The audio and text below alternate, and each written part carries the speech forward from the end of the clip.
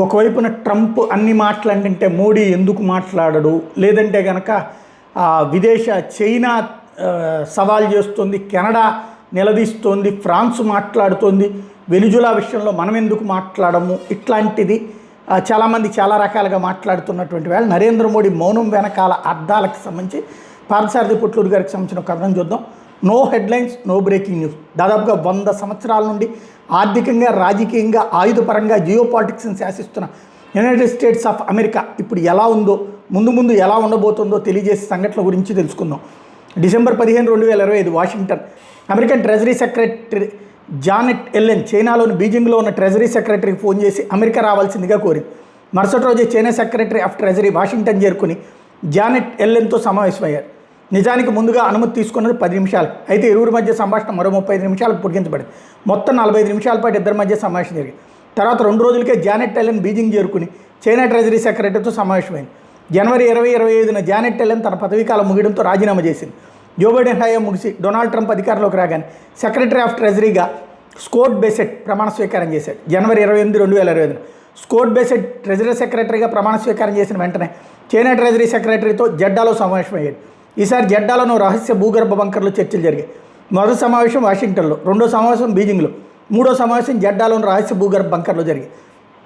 ఈ 3 సమావేశాలు కూడా 25 రోజుల వ్యవధిలో జరిగాయి. ఈ 3 సమావేశాల సారం ఒకటే: మేము తీవ్ర ఇబ్బందుల్లో ఉన్నాం కాబట్టి మా పట్ల కఠిన వైఖరి అవలంబించకుండా కొంచెం సాఫ్ట్గా వ్యవహరించండి అని అమెరికా సెక్రటరీ ఆఫ్ ట్రెజరీలు అయిన జానెట్ ఎల్లెన్, స్కోట్ బెసెట్లు చైనాని వేడుకున్నారు. కొంచెం సాఫ్ట్గా వ్యవహరించండి అంటే అర్థం ఏంటి? మేము ఇబ్బందుల్లో ఉంటాం అంటే అర్థం ఏంటి? సాఫ్ట్గా వ్యవహరించండి అంటే మీ దగ్గర, అంటే చైనా దగ్గర ఉన్న అమెరికన్ ట్రెజరీ బాండ్స్ని అమ్మకండి అని అర్థం. మేము ఇబ్బందుల్లో ఉన్నాము అంటే అప్పుల్లో ఉన్నాము అని అర్థం. కాళ్ళు పట్టుకోవడం ఒక్కటే తక్కువ. అమెరికా చైనాతో యుద్ధం చేసి ఓడిపోలేదు. అమెరికా ట్రెజరీ బాండ్స్ కొంటూ వస్తున్నది గత 30 ఏళ్ళుగా. అమెరికన్ ట్రెజరీ బాండ్స్ని చైనా కొంటూ వస్తుంది గత 30 ఏళ్ళుగా. అమెరికా చైనాల మధ్య వాణిజ్య లోటు $2 ట్రిలియన్. అంటే అమెరికా చైనాకి చేసే ఎగుమతుల విలువ $2 ట్రిలియన్. అయితే చైనా అమెరికాకి చేసే ఎగుమతుల విలువ $4 ట్రిలియన్. చైనా దగ్గర అమెరికన్ ట్రెజరీ బాండ్స్ విలువ $3 ట్రిలియన్ పైమాట. చైనా దగ్గర అంత పెద్ద మొత్తంలో డాలర్ రిజర్వ్ ఎక్కడిది?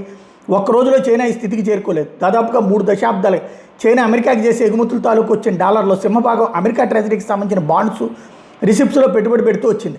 అమెరికన్ ట్రెజరీ బాండ్స్ కొనడం అమెరికాకు అప్పిచ్చి వడ్డీ తీసుకోవడం.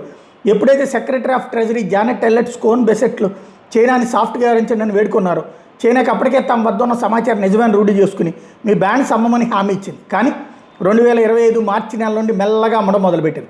అమెరికన్ ట్రెజరీ బాండ్స్ అమ్మితే అమెరికాకు వచ్చి నష్టం ఏముంటుందని సందేహం రావచ్చు. అమెరికా చైనా కాళ్ళు పట్టుకునేలా చేసింది సోకాల్డ్ అమెరికన్ మేధావులు.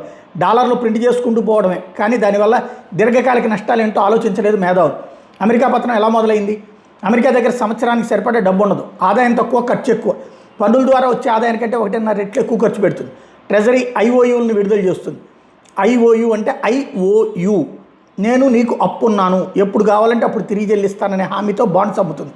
ఈ ట్రెజరీ బాండ్స్ని ఇతర దేశాలు కొంటూ ఉంటాయి. ట్రెజరీ బాండ్స్ ద్వారా సమకూరే డబ్బుని ఫెడరల్ రిజర్వ్కి బదిలీ చేస్తుంది. ఫెడరల్ రిజర్వ్ నుండి ఇతర బ్యాంకులకు బదిలీ అవుతుంది. ఇతర బ్యాంకులు ప్రజలకి, పారిశ్రామికవేత్తలకే అప్పులు ఇస్తాయి. ఎవరైతే ట్రెజరీ బాండ్స్లో పెట్టుబడి పెడతారో వాళ్ళకి వడ్డీ రూపంలో లాభాలు వస్తుంటాయి. లాభాలు పొందే జాబితాలో ఇతర దేశాలతో పాటు అమెరికన్ ఇన్వెస్టర్స్ కూడా ఉంటారు. అయితే ఇతర దేశాల కంటే అమెరికన్ ఇన్వెస్టర్స్ పోర్ట్ఫోలియోలో ఎక్కువగా లాభాలు ఆర్జిస్తాయి. భారత్తో పాటు ఇతర దేశాలు అంతర్జాతీయ వాణిజ్యం కోసం తమ వద్ద ఉన్న డాలర్స్ని ఖర్చు పెడుతుంటాయి. కాబట్టి ఎక్కువ రోజులు డాలర్స్ని తమ వద్ద ఉంచుకోలేవు. అమెరికన్ ఇన్వెస్ట్మెంట్ పోర్ట్ఫోలియోలు మాత్రం ట్రెజరీ బాండ్ ద్వారా వచ్చే ఆదాయాన్ని ఎంజాయ్ చేస్తుంటాయి. కాబట్టి ప్రభుత్వాన్ని పన్నులు పెంచనీయు. ఎందుకంటే పన్నులు పెంచితే ప్రభుత్వానికి ఆదాయం పెరిగి ట్రెజరీ బాండ్స్ని అమ్మవు. తమ వద్ద లేని డాలర్లను సృష్టించి వాటిని బాండ్స్ రూపంలో ఇతర దేశాలకు అమ్మి వాటికి వడ్డీ చెల్లిస్తూ వస్తుంది అమెరికా. ఇది దశాబ్దాలుగా జరుగుతూ వస్తుంది. అమెరికా ఇతర దేశాలకు కానీ ఇతర సంస్థాగత మదుపరులకు కానీ బాకీ ఉన్న అప్పు ఎంత? 2 ఏళ్ల క్రితం $13 ట్రిలియన్ అని వార్తలు వచ్చినాయి. గత సంవత్సరం అయితే అప్పు $27 ట్రిలియన్ అన్నారు. ఈ రోజున $32.5 ట్రిలియన్ అంటున్నారు. కానీ ఇవేవి నిజాలు కావు. అమెరికా అప్పు $80 ట్రిలియన్ పైమాట. అమెరికన్ ట్రెజరీ సెక్రటరీలు ఎప్పుడైతే చైనా ట్రెజరీ బాండ్స్ని అమ్మొద్దని వేడుకున్నారో అప్పటికే అప్పు అనేది తీర్చలేనంత గుదిబండగా మారిందని అంచనా.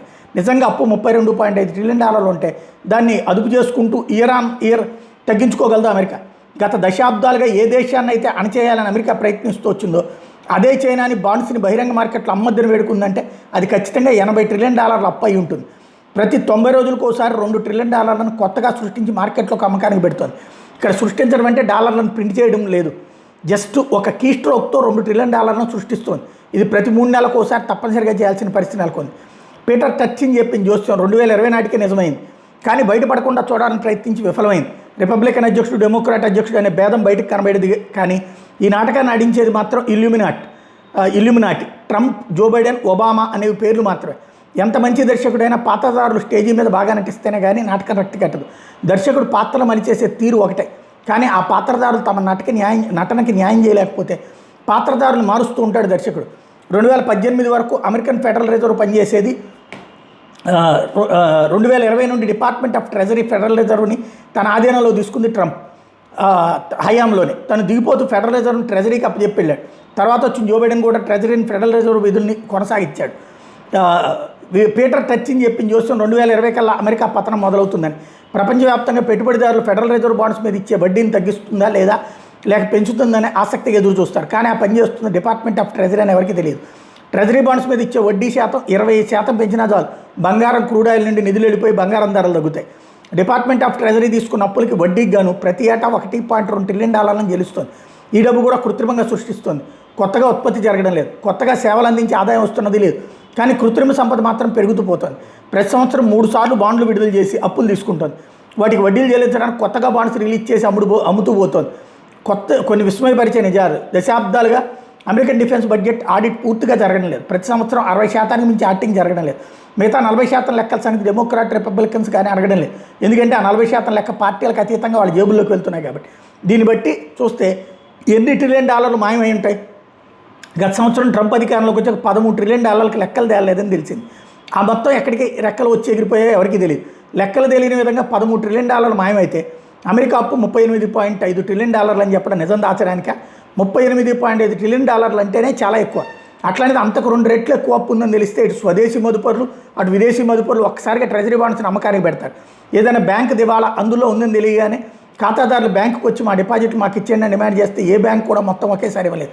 ఇప్పుడు అమెరికా పరిస్థితి కూడా అలాగే ఉంది. అఫ్కోర్స్ ఉన్న ఫలంగా అమెరికా దివాళా తీసింది అనుకుందాం. మాకు డాలర్లు వద్దు, దానికి బదులుగా బంగారం ఇవ్వండి అని అడగడానికి వీలుందా? డాలర్ని బంగారంతో లింక్ తగ్గొట్టి దశాబ్దాలు అవుతుంది. కాబట్టి ఆశ వదులుకోవాల్సిందే. రహస్యం బయటపడితే ట్రెజరీ బాండ్స్, అమెరికన్ ఎక్స్ప్రెస్ చెక్కులు ఎప్పటికీ బౌన్స్ కావు అనే నమ్మకం పోతుంది. అమెరికా మునగడానికి సిద్ధంగా ఉన్న నౌక. మోడీజీ మౌనంగా చూస్తుండడానికి కారణం ఇది. ఎవరిది డెడ్ ఎకానమీయో త్వరలో తెలిసిపోతుంది.